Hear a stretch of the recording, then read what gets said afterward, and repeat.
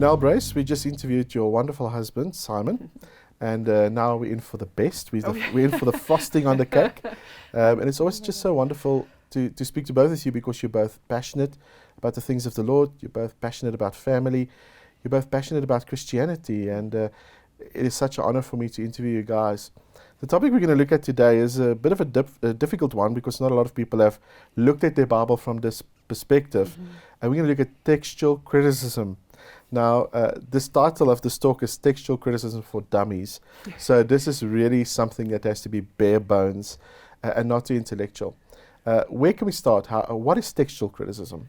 Okay, thanks, Rudolph. It's nice to be here. It's a privilege. Yes, for dummies, from a dummy to some other dummies.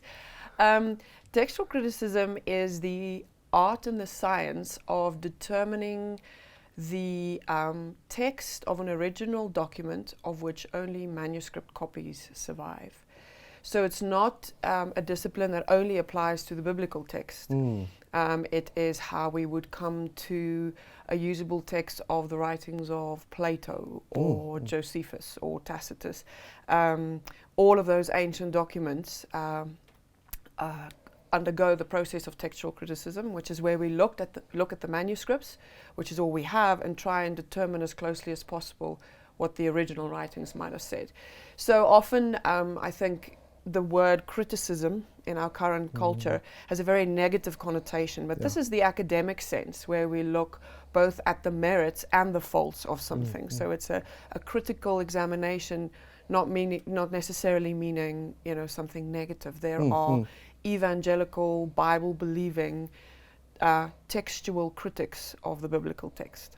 Yeah, that's incredible, because in the last few years, there seemed to have been quite a keen interest in textual criticism when it comes to the biblical text. But with that, there also seems to be quite an increase of what should be known as some questions surrounding the trustworthiness of the New Testament text. When we look at the documents that you've just mentioned of the biblical text, have these documents been actively transmitted to us since they were originally written? Yeah, so this is the process, right? We don't have the original autographs, which is the fancy name for what was written in Luke's hand, or what was written by Paul's dictation. We don't have those original documents, and there are various reasons there for that. There's the early church probably didn't consider Paul's letters to be Holy Scripture yet. They were letters that traveled from one church to the other, which is typically not good for a piece of papyrus. So the materials and the circumstances. So we don't have the autographs, but what we do have are handwritten manuscript copies. And so it's the job of the textual critic to look at these manuscripts as we find them over time and to do a comparison, to look at where they differ, and from that determine the text as closely as possible. So as far as the biblical text is concerned, the manuscript evidence is overwhelming when you compare with other ancient manuscripts. And so we have manuscripts both from very early, close to the original, all the way to quite late, fairly recent. And it's when you can do the comparison over a broad geographical area and over a long period of time that you can determine the stability of the text. How much has it changed over time then? What is the oldest complete New Testament that we know in existence today? So the oldest complete New Testament in the sense of contained in one codex, which is the name given to the first sort of backbound books when we move from scrolls to books, is the Codex Sinaiticus.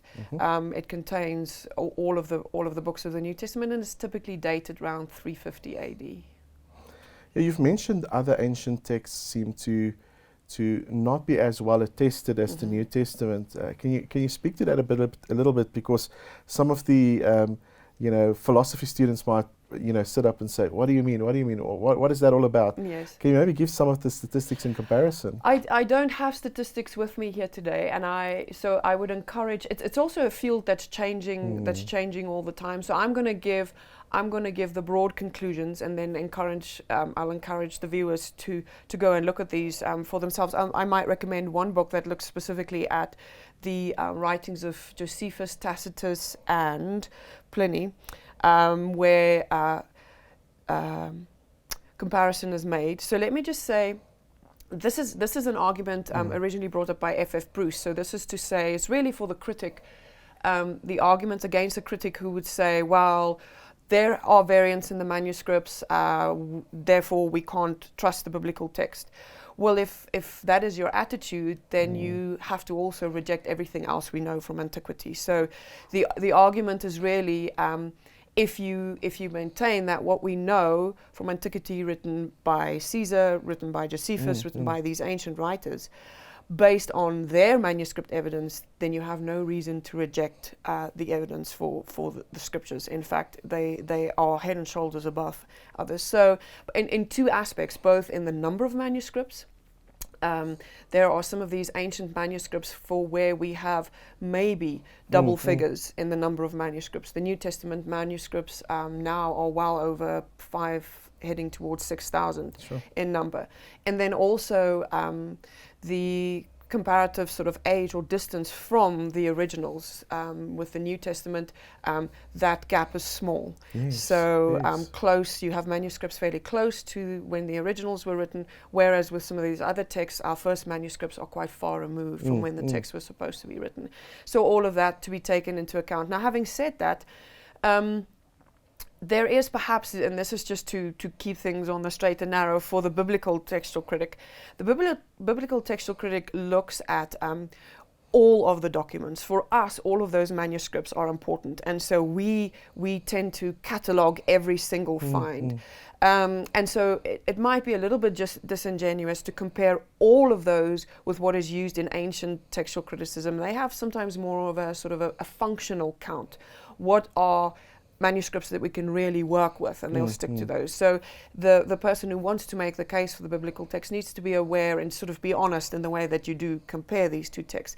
Be that as it may, there's really almost no comparison to be made. The biblical text is just head and shoulders above anything else from antiquity. When it comes to the credibility of these minuscule texts and some of these ancient texts, there's a mention that between them, when we compare them, there's actually 400,000 variants.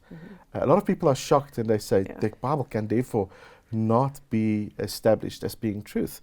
What would you say to somebody that would come from that stance and say that? It does. It sounds overwhelming, and it is a number that's easily used, especially by those who don't want to hold to integrity of the text. So somebody like Bart Ehrman will throw that number out, and I think it's often used illegitimately. I think they know that too, because the text critic would know that, simply explained, the more manuscripts, the more variants, right? So the more manuscripts you have, the more there will be variation between them, and this is not.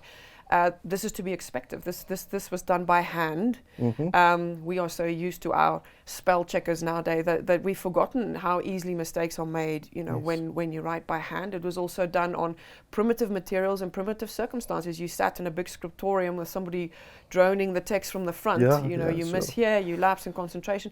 So variants are to be expected, and then it's actually the variants are a blessing in disguise, because it is through examining this mass of variants that we often come to what is closest to the original text, because you see what stands out as an error or a mistake, and what seems to be the majority view. So when you say 400,000 variants, that number is a direct result of the number of manuscript copies. The other question that's really important to ask about variants is, well, what type of variants are these, right? So do they have any sort of implication? Because if it's simply and some bearing on the cardinal doctrines. So is it if it is something which is going to influence a major Christian doctrine, of course, then we have concern. But if it's simply a spelling mistake or a word order mistake, or, for example, a correction in, let's say, the name of a place because the scribe translates later and knows nobody will know where this is, or there's all sorts of explanations for why scribes would have changed the information. And if you can explain that variant in sort of a logical and legitimate way, then there's not so much danger in the 400,000. And even somebody like Bart Ehrman will say in his book what the huge number of variants prove is just that scribes were no better than us at keeping concentration and writing without making spelling mistakes.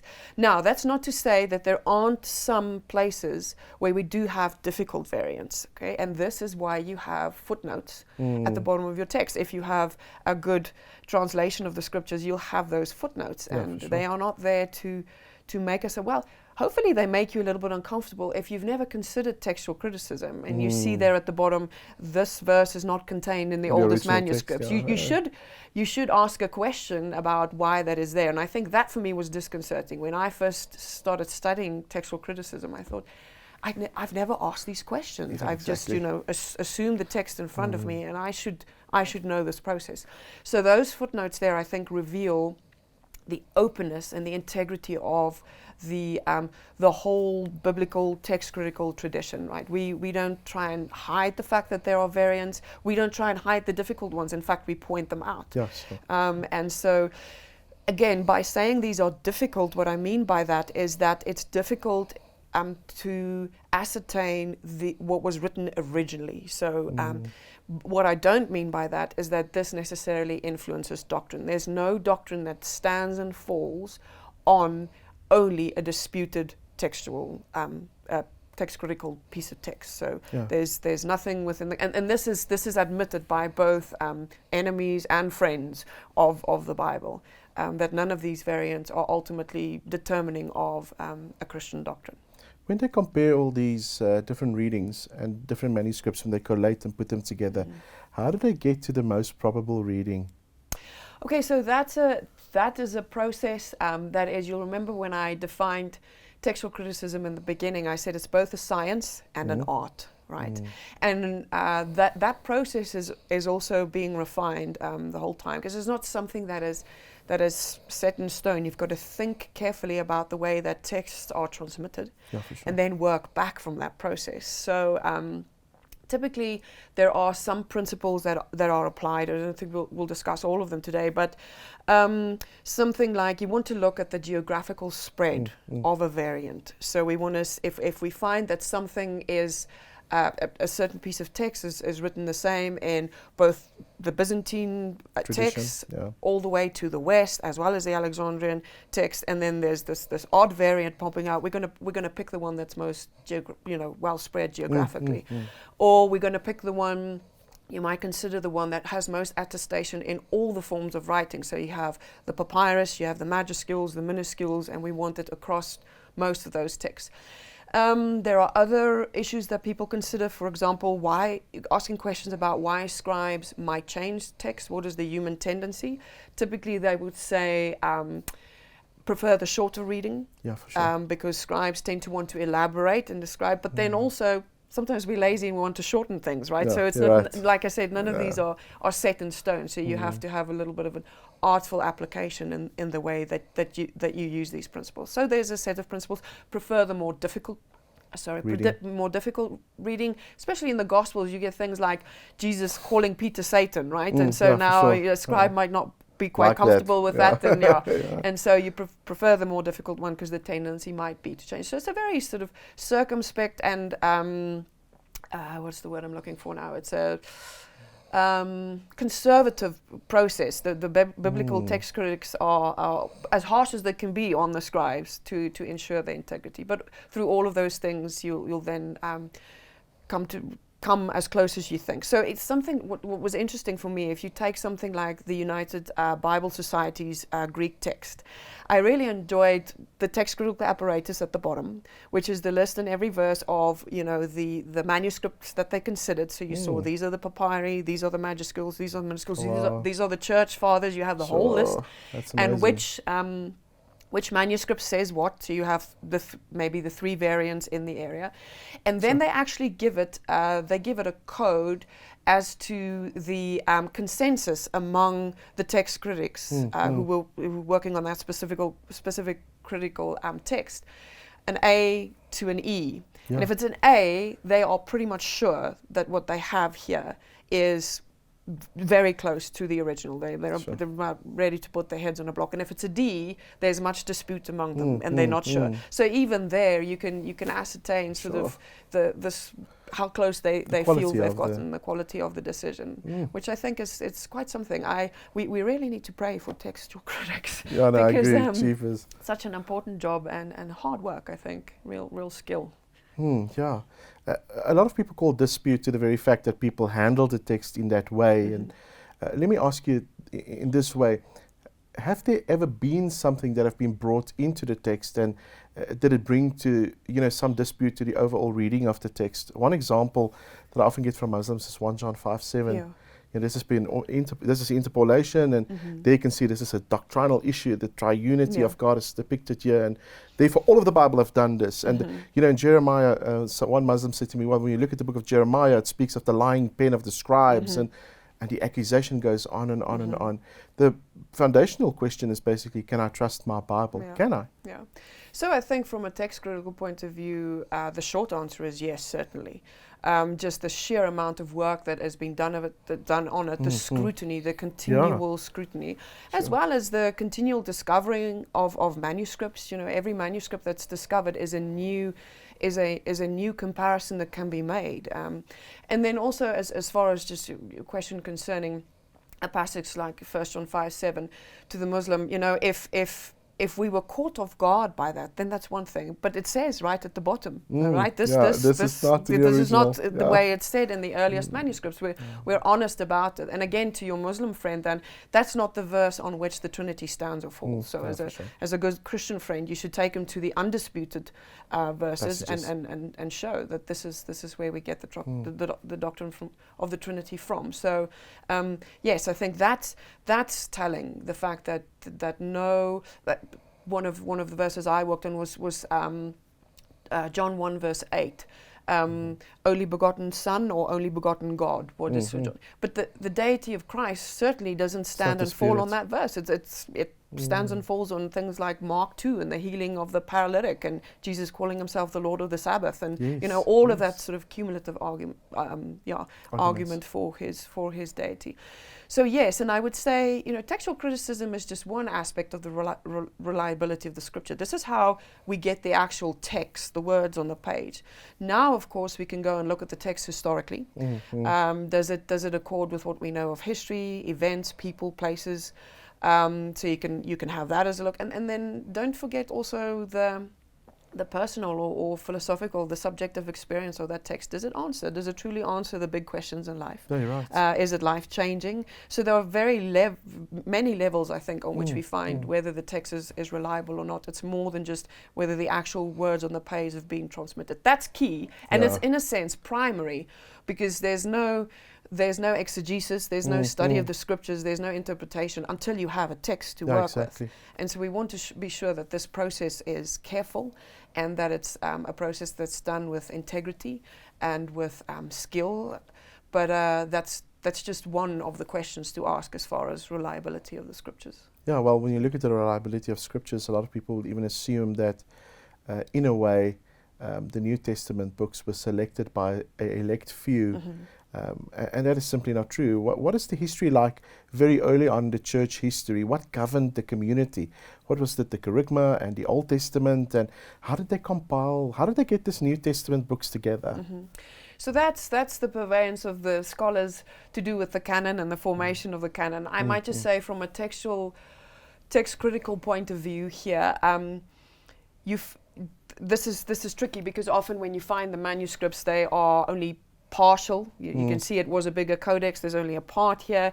But you find from very early on a combination of, say, for example, Gospels together. And so you can see from the earliest manuscripts, you can see that the church did use these documents together. And there's certainly more of them than of others.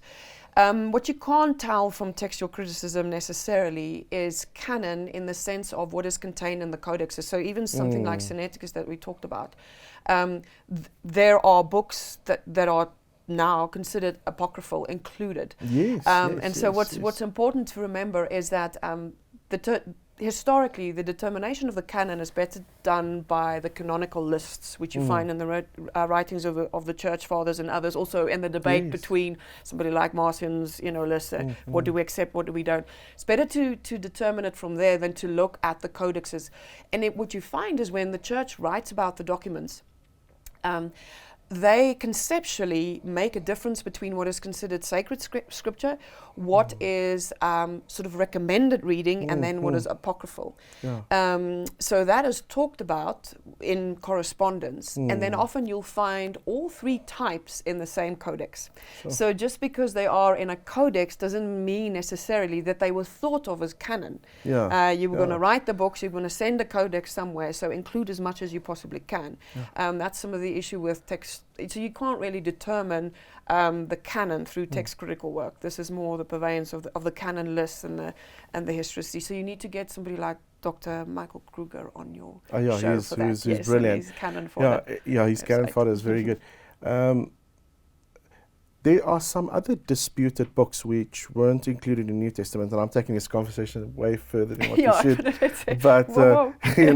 But these books are disputed, but there's other gospels that is emerging, like the Gospel of Thomas, the Gospel, the Arabic Infancy Gospel of Christ. And why were these not considered or included? So I think we must be careful to think of the process of canonicity as a selection according to people's preference, or the result of collusion, or coming to some form of agreement. Canonicity has to do with the church really just ultimately recognizing what they were using. It's the end of the process, canonicity, right? So when the canon is called, it's not the beginning of the process, it's the end of the process. So we say these are the books that we have recognized as canonical. And that's based on certain criteria. In the case of the Gospels, eyewitness testimonies. It's interesting that all these later Gospels want to claim eyewitness, just even in their titles, they want to claim eyewitness testimony. Yes, and then of course his sort of historical accuracy. And I would encourage people who want to consider these Gospels, who ask questions about these later or typically considered non-canonical Gospels, to read them and to do a comparison. And I think it will quickly become apparent why they were not considered authentic. The difference between four canonical Gospels and some of these also, they're so stark that I think you can clearly see why the church accepted one and not the other. It wasn't collusion and trying to keep somebody out in this sort of dark underhanded thing. Yeah, for sure. Underdog Gnosticism. I laugh at Ehrman when he says that. But another question which is also coming up quite often is translation, and which translation should I read? And how do textual critics get to a point where they make a specific translation and the science of that? You quickly want to speak about that? Right, so textual critics typically don't translate. They attempt to provide the Greek text from which translation will then happen. Okay. So we want to, from all of these 6,000 manuscripts, the translator will never be done if he has to consider all 6,000 manuscripts. So the textual criticism, the textual critic does the pre-work by putting together what is called a critical text, then something which has been gathered and decisions made over variants into one Greek text. So the Nestle-Aland and the United Bible Society text currently are the most used sort of Greek New Testament text.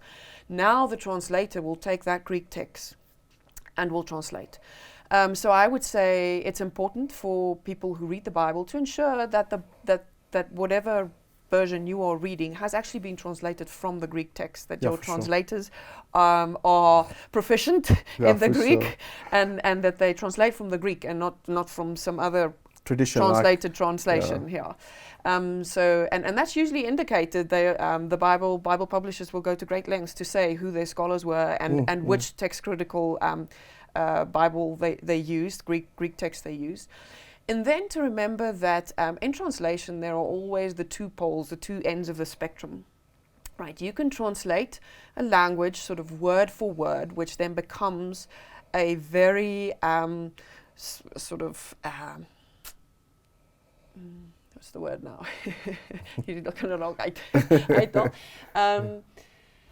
A sort of a difficult to read in the vernacular or in the language that you're translating into word-for-word translation. So in something like the Greek, for example, in Greek, word order is not important. Yeah, for sure. The function of a word is indicated by its ending, not by its place in the sentence. And so that doesn't accord well with English at all. So if you translate word for word, it almost becomes something that you can't read. So now the translator has to make that decision between a text that's almost sort of stocky and sticks to the original and is hard to read for the English reader, or something which perhaps reads a little easier but implies a little bit of interpretation, right? And so you lie on those two poles. Are we going to go for word or allow a bit of interpretation to have the language flow? And I think it's just important as you read a scripture to know where your specific translation lies. And that implies that we should read, I think, more than one translation. Yeah, I agree. It's good practice to have more than one on the shelf, and especially if it's a disputed or a difficult passage, to look at more than one version or translation of that text. Even better yet, to invest the time to learn the Greek and try and read some of these text critical Greek Bibles. I think we live in a time where language learning is about as easy as it's ever going to be. It's a good way to invest your time. Well, in closing, maybe I should ask, this is a good question to ask, but do we still discover any texts or little manuscript fragments, anything like that? Do you want to say anything about that? Yes, they do. They are discovering some more. The place to go to keep up with that is Daniel Wallace's Center for New Testament Criticism. They do a wonderful job of collating it all. Collating it all, listing it, spending huge amounts of money trying to find these, because it's not an easy thing. But they all are also very careful.